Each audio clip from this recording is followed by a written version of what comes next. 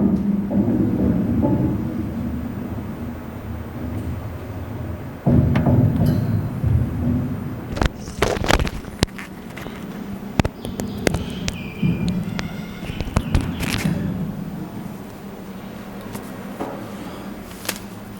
للہ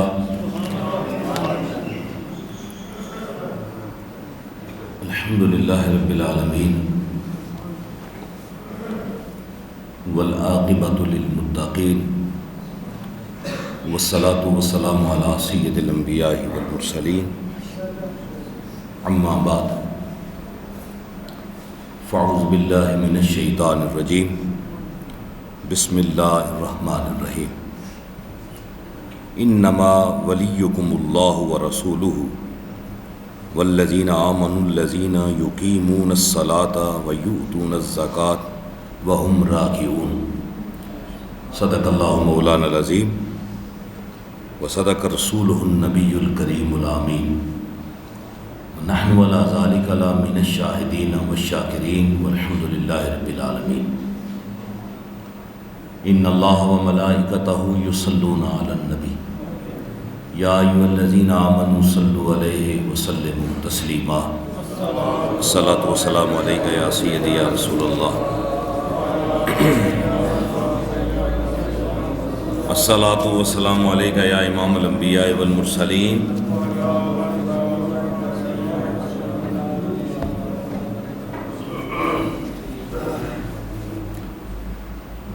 تمام تعریف اور توصیف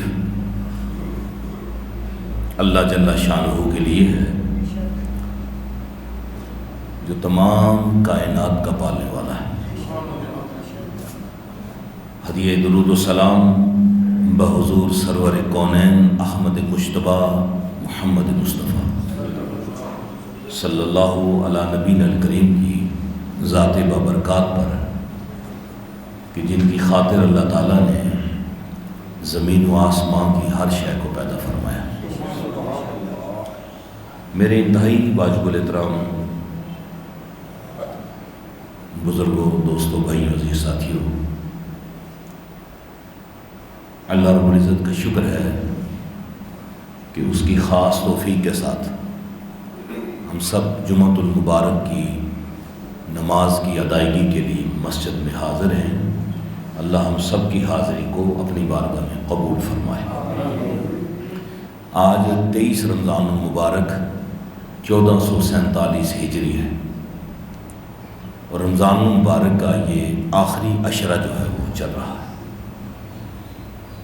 اور اگر رمضان المبارک 29 ہوا تو یہ جمعۃ الوداع ہے، اور اگر 30 کا ہوا تو پھر انشاءاللہ اگلا جو جمعہ ہے وہ جمعۃ الوداع ہوگا، کیونکہ اس میں ہمیں کوئی پریشانی اور دقت والی بات نہیں ہونی چاہیے۔ کئی لوگ یہ سوال پوچھتے ہیں جی جمعۃ الوداع کون سا ہے، یہ بنائیں گے یا اگلا ہوگا؟ تو یہ کوئی سوال بنتا نہیں ہے جب اللہ نے ہمارے لیے سوال بنایا ہی نہیں۔ اللہ نے اس مہینے کو کبھی 29 کا اور کبھی 30 کا رکھا ہے، تو پھر میرے خیال میں اس تردد میں پڑھنے کی ضرورت نہیں ہے۔ اگلا جمعہ آ گیا تو وہ جمعۃ الوداع ہے، اور اگر نہ آیا تو یہی جمعۃ الوداع ہے۔ 29 روزے ہو گئے تب بھی ہمیں 30 کا ثواب ملے گا، اور 30 ہوئے تب بھی 30 کا ہی ملے گا۔ یہ اللہ تعالیٰ نے ایک نظام کائنات بنایا ہے، اسی طرح سے یہ نظام چلتا رہے گا۔ تو یہ آخری عشرہ چل رہا ہے، اور آخری عشرہ جو ہے یہ جہنم سے آزادی کا عشرہ ہے، کہ اللہ تعالیٰ پورے رمضان میں سب سے زیادہ لوگوں کو جن پر جہنم واجب ہو جاتی ہے ان کو جنت میں داخل فرماتا ہے۔ دوسری اس عشرے کی بڑی خوبی یہ ہے کہ اللہ کے نبی صلی اللہ علیہ وسلم نے اس عشرے کی طاق راتوں کو حضور نے فرمایا ان میں سے ایک رات لیلۃ القدر ہے۔ پہلے حضور نے ارادہ کیا تھا بتانے کا، پھر حضور نے اللہ کے حکم سے ارادے کو منسوخ کر دیا، نہیں بتایا، اور پھر کہا کہ رمضان میں اسے تلاش کرو، اور پھر حضور نے کچھ عرصے بعد فرمایا رمضان کی طاق راتوں میں اسے تلاش کرو، اور پھر حضور نے اور آسانی فرما دی، فرمایا رمضان کے آخری عشرے کی طاق راتوں میں تلاش کرو، یعنی مزید قریب کر دیا حضور نے ایک بندہ مومن کے لیے کہ وہ لیلۃ القدر کی تلاش کرے۔ اس کو معین نہیں کیا حضور نے، اس کی کئی توجیہ تھی، کئی وجہ ہے کہ حضور نے یہ بتایا کیوں نہیں کہ لیلۃ القدر کون سی رات ہے، اور کیونکہ لیلۃ القدر کے متعلق اللہ فرماتا ہے انا انزلناہ فی لیلۃ القدر، کہ لیلۃ القدر کو ہم نے قرآن نازل کیا، لیکن جب قرآن نے یہ واضح نہیں کیا کہ لیلۃ القدر کون سی رات ہے، بلکہ قرآن نے یہ کہا کہ لیلۃ القدر وہ ہے جس میں قرآن آیا ہے، تو تعین قرآن نے نہیں کیا اور حضور نے بھی نہیں فرمایا۔ اس کی کئی وجہ ہیں، پہلی وجہ یہ ہے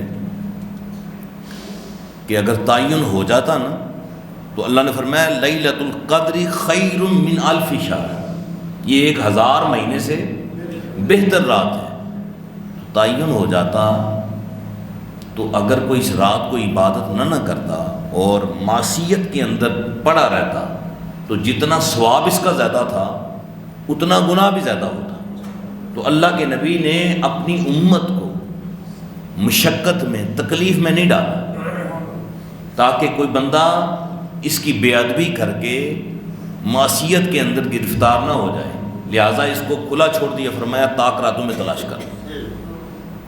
دوسری وجہ یہ ہے کہ نبی پاک علیہ الصلوۃ والسلام کی ایک حدیث ہے کہ حضور مسجد میں گئے تو ایک آدمی سو رہا تھا اور نماز کا ٹائم ہو گیا، حضور کے ساتھ حضرت علی بھی تھی، تو آپ صلی اللہ علیہ وسلم نے حضرت علی کو فرمایا کہ جاؤ اسے جگاؤ اور اسے کہو کہ نماز کا وقت ہو گیا ہے۔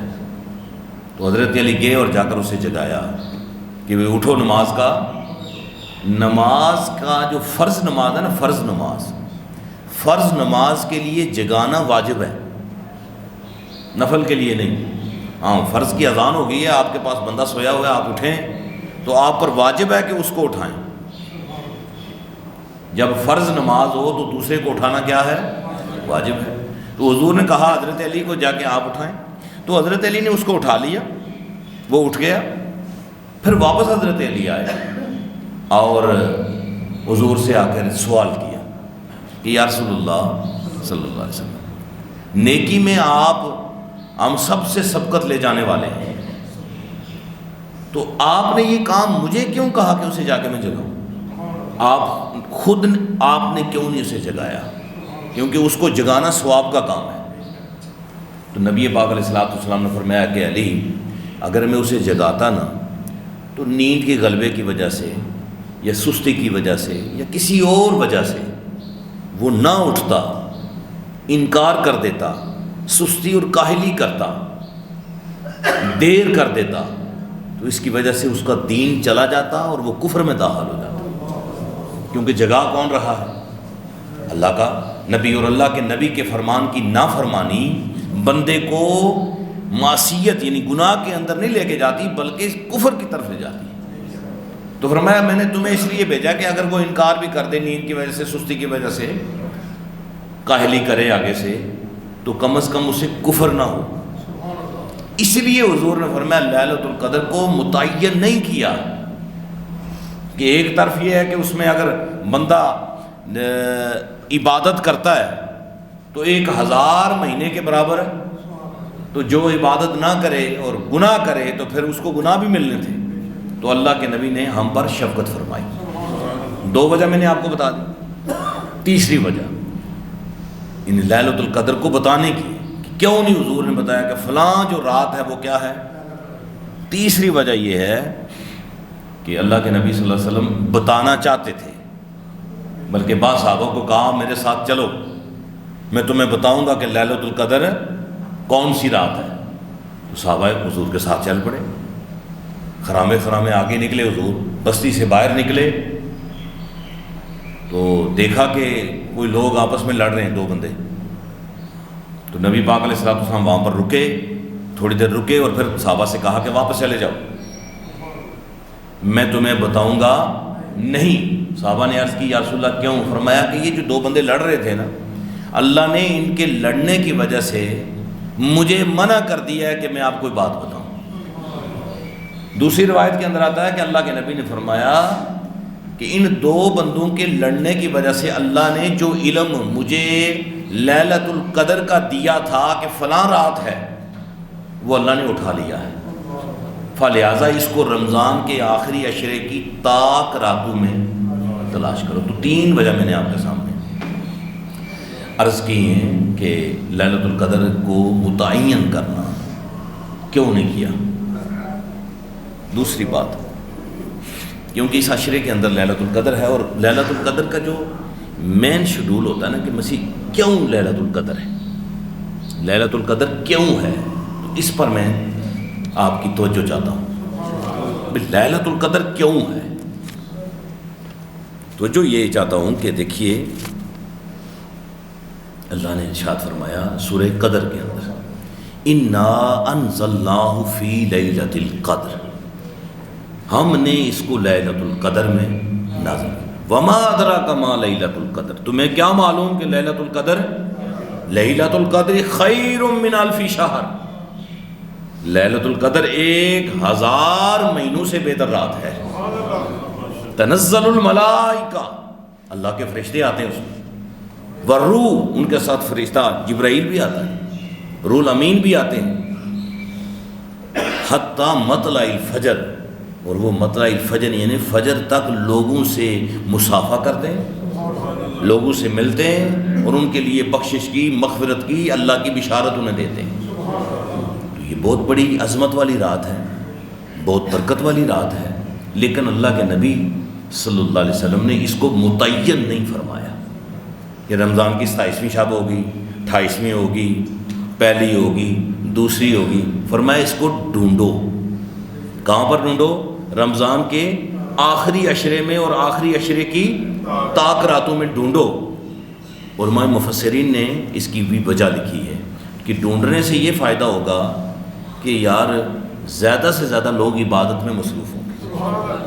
کوئی 25ویں رات کو ڈھونڈے گا، کوئی 27ویں رات کو ڈھونڈے گا، کوئی 29ویں رات کو ڈھونڈے گا۔ تو جتنا دن زیادہ بندے ڈھونڈیں گے، زیادہ اللہ کی عبادت کریں گے، اللہ کا قرب زیادہ انہیں نصیب ہوگا۔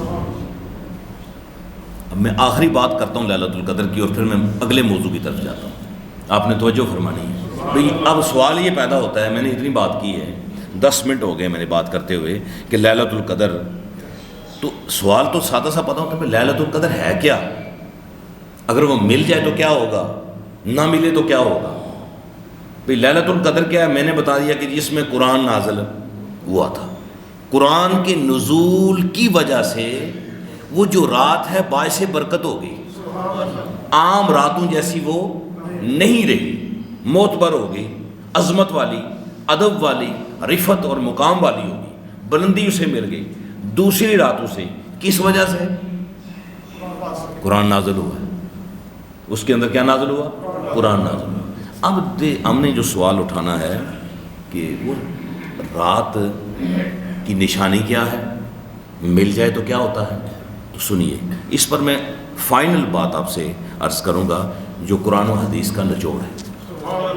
فائنل بات سماعت فرمائیے گا، کیونکہ حدیث، کسی حدیث کے اندر اس کو تعین کیا ہی نہیں گیا، مختصر بات، اور تعین کرنے میں بھی بڑے اختلاف ہیں۔ دیکھیے پوری دنیا میں، صرف پاکستان کے لیے لیلۃ القدر نہیں ہے، پوری دنیا کے لیے، اور بعض دنیا کے ایسے ممالک ہیں جو اس وقت رات میں ہیں، یعنی 24 گھنٹے کا بھی فرق ہے، 12 گھنٹے کا بھی فرق ہے، 10 گھنٹے کا بھی فرق ہے، 2 گھنٹے کا بھی، 4 گھنٹے کا بھی فرق ہے۔ تو اگر ایک تعین ہو جائے تو پھر اختلاف یہ ہوگا کہ ہماری لیلۃ القدر کون سی ہے اور ان کی کون سی ہے۔ اللہ نے یہ تعین ہی نہیں کیا۔ یہ خوبصورتی ہے قرآن کی اور اسلام کی۔ میں اس پر پہلا قول آپ کو سناتا ہوں کہ لیلۃ القدر ہر بندے کی علیحدہ ہے، ہر بندے کی۔ ان سے بڑا عجیب جملہ سنیا کہ بھائی جی ہر بندے کی علیحدہ کیوں ہے؟ لیلۃ القدر تو ایک ہی ہے، لیکن ہر بندے کی علیحدہ ہے۔ میں نے کہا اس پر میری گفتگو سماعت فرمائیے کہ میں لیدہ اس لیے کہتا ہوں، تو جو ہے جیڑا بندہ ستا ہوئے کوئی بھی رات ہوئے پوری رات سو کے گزار چھڑے، وہ دے مقابلے دوسرا بندہ نفل پڑھتا رہے پوری رات، جیڑا نفل پڑھتا ہے وہ دی لیلۃ القدر ہی، انہیں قدر کر چھڑی نا رات دی، اس نے قدر کی، اس کے لیے کیا ہے لیلۃ القدر، اور جس نے سو کے گزار دی اس کے لیے کوئی قدر کی رات مطلب تب ہے کہ آپ نے اس کی قدر کی، عبادت کی رات کو، ریاضت کی، کھڑے رہے، اللہ سے معافی مانگتے رہے، پھر تو آپ کے لیے وہ بن گئی لیلۃ القدر۔ اور اگر آپ نے سو کے گزار دی، نہ عشاء پڑھی نہ فجر پڑھی، آپ کے لیے وہ لیلۃ القدر ہے، وہ ہوگی اس کے لیے جو پوری رات جاگتا رہا، پھر لیدہ ہوئی ہے نہیں۔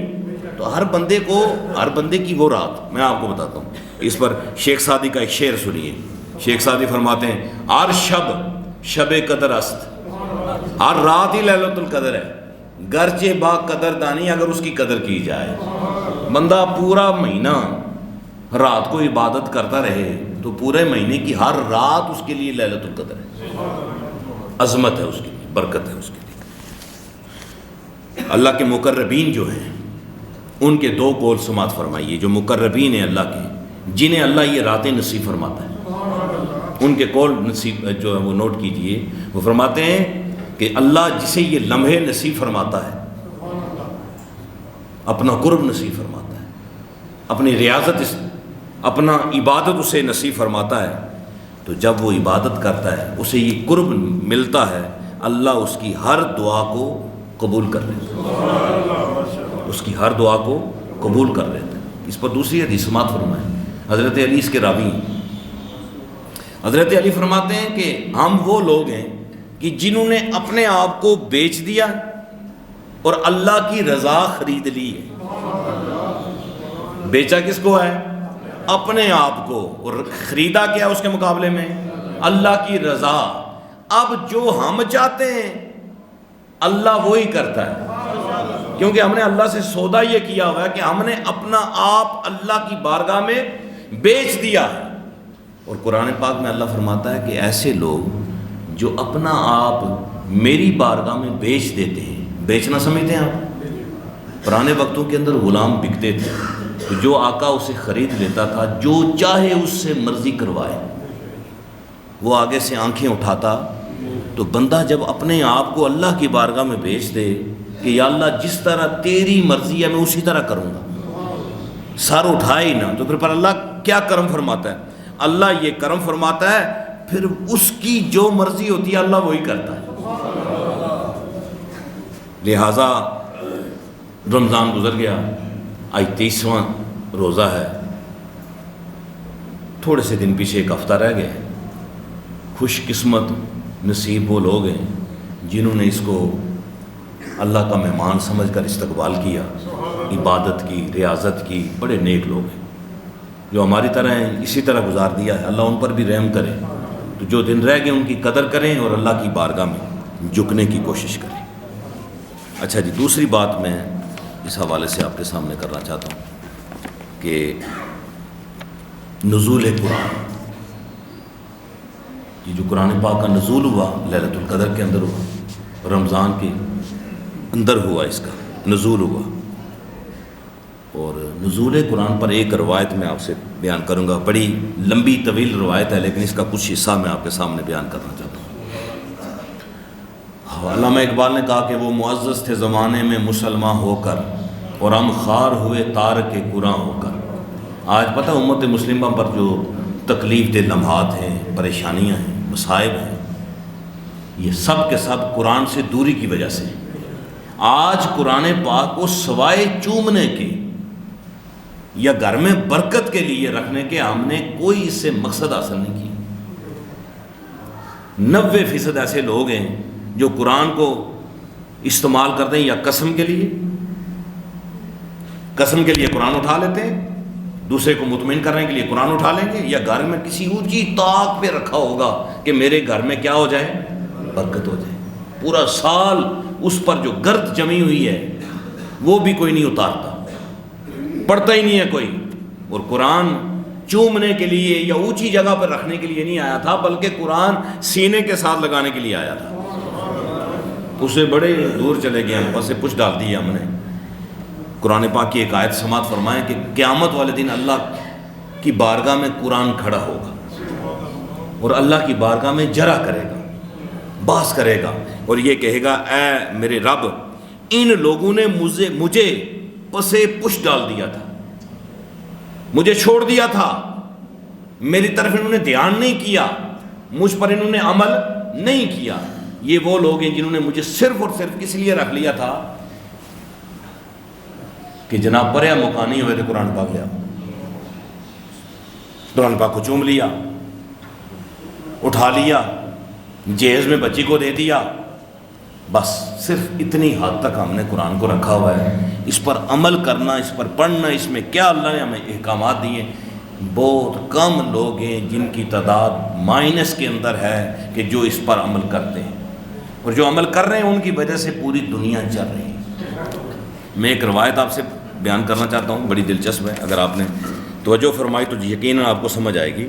دیکھیے اس وقت ایران مسلمان ملک ہے اور اس کے ساتھ یہودی لابی اور سارے لوگ غیر مسلم جو ہیں وہ اس کے ساتھ مقابلے کے اندر ہیں۔ آپ دیکھیں اس میں ایک بڑی دلچسپ سی بات میں آپ سے کرنا چاہتا ہوں۔ کئی لوگ کہتے ہیں دیکھو جی ایران ماشاءاللہ ڈٹ گیا ہے، کھڑا ہے جی اتنے دنوں سے۔ امریکہ کہہ رہا تھا جی میں نے اس کو چند منٹوں کے اندر ہی ختم کر دینا ہے، چند گھنٹوں کے اندر۔ پیچھے چلے جائیں نا، اگر ہم 90 کی دہائی میں چلے جائیں تو جب عراق پر حملہ ہوا تھا تو امریکہ کہہ رہا تھا 40 منٹ بھی میرے آگے یہ نہیں ٹک سکتے، تو 40-42 دن تک مسلسل جنگ رہی۔ اس وقت کے جو تبصرے تھے وہ بھی اخباروں میں چھپے۔ آج بھی یہ تو سارے کہتے ہیں کہ یار وہ کھڑا ہے، مقابلہ کر رہا ہے۔ کوئی کہتا ہے یہ اس کی وجہ یہ ہے کہ انہوں نے بڑا کچھ اندر رکھا ہوا ہے، بڑا کچھ ان کے پاس اسلحہ ہے۔ کسی ایک اینکر تجزیہ گار کی زبان پر آپ یہ نہیں سنیں گے کہ وہ یہ کہے کہ یار ہے تو مسلمان ہے، اگر وہ کھڑے ہیں تو قوت ایمانی بھی تو کوئی چیز ہے کہ نہیں۔ تو یہ نہ بیان کرنا، قوت ایمانی کو بیان نہ کرنا دراصل اپنی کمزوری ہوتی ہے کہ بندہ منحصر کرے دوسری چیزوں پر۔ کوئی بندہ یہ نہیں کہتا کہ ٹھیک ہے یار امریکہ سپر پاور ہے، بڑی بڑی طاقتیں ہیں، لیکن اللہ نے ایمان کی طاقت بھی کوئی بنائی ہے نہیں، اس پر کوئی بات نہیں کرتا، اس پر کوئی بحث نہیں کرتا کہ اللہ نے ایمان قوت بھی بنائی ہے۔ اس پر دیکھیے کہ اللہ کے نبی صلی اللہ علیہ وسلم نے ارشاد فرمایا کہ جب تم ثابت قدم رہو، استقامت اختیار کرو، تو اللہ تعالیٰ تمہاری چھوٹی جماعت کو بڑی جماعت پر غالب کر دے گا۔ اور اگر تم ثابت قدم نہ رہے، دنیا کی سپر پاور بھی بن جاؤ، تمہارا ایمان متزلزل ہے، تذبذب کا شکار ہو، ڈوان ڈول بندہ ہو، تو جو مرضی اس کے پاس اسلحہ ہو وہ کبھی کسی پر کامیابی نہیں حاصل کر سکتا۔ اس لیے کہ سب سے پہلی شرط جو قرآن نے بیان کی ہے وہ ہے ایمان کی مضبوطی۔ کس کی مضبوطی؟ ایمان کی مضبوطی ہونی چاہیے۔ اور اس پر میں نے گزشتہ جمعے عرض کیا تھا 313 اصحاب بدر تھے، 1000 سے زیادہ کفار مکہ تھے۔ اللہ نے انہیں 2 گھنٹوں کے اندر عظیم و شان فتح عطا فرمائی، بغیر تلواروں کے، بغیر نیزوں کے، اسلحہ کوئی نہیں، لیکن قوت ایمانی اتنی مضبوط ہے کہ 1000 سے زیادہ لشکر پر غالب آ گئے۔ اللہ قرآن پاک میں فرماتا ہے اگر تم ثابت قدم رہے میں تمہیں بڑی جماعت پر غالب کر دوں گا، اور اگر تم دین اسلام سے پھر گئے تو پھر چھوٹے چھوٹے ٹکڑے تمہیں مغلوب کریں گے، اور بندہ تمہیں تنگ کرے گا۔ اس وقت عالم اسلام کے اندر آپ دیکھ لیں کہ اللہ نے ہر طاقت ہمیں عطا فرمائی ہے، اللہ نے ہر چیز ہمیں عطا فرمائی ہے، لیکن ایمان کی قوت اتنی ہماری کمزور ہے کہ ہم اس وقت یہودی لابی کے نیچے لگے ہوئے ہیں، سودی کاروبار کرتے ہیں، اور جناب ان کی مرضی پر چل رہے ہیں۔ اس پر حدیث پاک سماعت فرمائیں، اللہ کے نبی نے فرمایا مسلمان کو ہم نے دنیا میں زمین کا مالک بنایا ہے، مسلمان کو ہم نے دنیا میں زمین کا مالک بنایا ہے، اور اگر دوسرا کوئی بندہ رہے گا مسلمان کے علاوہ تو وہ مسلمان کو جزیہ دے کر رہے گا. لیکن آپ دیکھیں اس کا الٹ اس وقت یہ چل رہا ہے کہ پوری دنیا کے مسلمان جو ہیں وہ یہودیوں کو ٹیکس دے کر رہ رہے ہیں, عیسائیوں کو ہم ٹیکس پہ ہیں, وہ ہمیں جزیہ دیں. قرآن کہتا ہے وہ آپ کو جزیہ دیں. کیوں؟ کہ زمین کا مالک میں نے مومنین کو بنایا ہے. یہ تاریخ اٹھا کے دیکھ لیں اپنی, پیچھے زیادہ نہ جائیں, 1200 سالہ 1300 سالہ تاریخ پیچھے چلے جائیں آپ, تو پوری دنیا میں جو مسلمان تھے اور یہودی عیسائی جتنے بھی تھے وہ سارے ٹیکس پے کر کے مسلمان کی ریاست میں رہتے تھے. ان کی جرت نہیں تھی. رہیں آپ, اپنی مذہبی آزادی کریں, جو مرضی کریں, لیکن قانون کس کا چلے گا؟ مسلمانوں کا چلے گا. ذمی جو ہوں گے وہ دوسرے ہوں گے, مسلمان جو ہوگا وہ آزاد ہوگا. لیکن آج اس کے برعکس کیوں ہوا؟ اس لیے ہوا کہ ہم نے قرآن سے منہ موڑ لیا اور مغرب کی طرف اپنا منہ کر کے ہم نے ان سے امیدیں وابستہ کر دی. جب آپ کے حکمران یہ کہتے ہیں کہ اللہ نہ کرے ہماری امریکہ کے ساتھ کوئی ناراضگی بن گئی تو ہم تو مر جائیں گے, ہم تو وینٹیلیٹر پر ہیں, ہمیں تو آکسیجن لگا ہوا ہے, ہماری معیشت نہیں چل سکتی, معاشی بحران ہے. تو جب وہ یہ کہتے ہیں تو ہم تو ویسے ہی پہلے سے ڈرے ہوئے. دنیا میں کہیں کچھ ہو یا نہ ہو, پاکستان میں پہلے ہوتا ہے. اور ماشاءاللہ رمضان شریف کا مہینہ تھا, 258 پہ پیٹرول تھا, 325 پہ لے کے. پوچھے نا, بڑوں سے نہ پوچھے, چھوٹوں سے پوچھے جن کے پمپ ہیں, کیا یہ تیل مہنگا خرید کے انہوں نے بیچا ہے یا وہ پہلے والا مہنگا کیا ہے؟ تو پھر مسلمان تو انہوں نے پیڑے آنکھن دی لوڑ کی ہے, پہلے اپنے گریبان میں جان کے. بندہ یہ سوچے کہ یہ میرے پاس سٹاک ہے, یہ کون سا ہے؟ تیرے پاس سٹاک کون سا ہے؟ مہنگا ہوا ہے, لیکن تیرے پاس جو سٹاک ہے وہ سستا ہے, تو کیوں مہنگا دے رہا ہے, کیوں سود کھا رہا ہے, کیوں حرام کھا رہا ہے؟ کوئی بندہ اپنے گریبان میں جھانکنے کے لیے تیار ہے. اور آنے والے دل مزید سخت ہوتے جائیں گے, اسی طرح بہت سخت ہوں گے. آپ سنیے حدیث پاک, توجہ ہے میرے یہاں تھوڑی. 3-4 موضوع میں لکھے تھے تو میں کہا چلو تھوڑا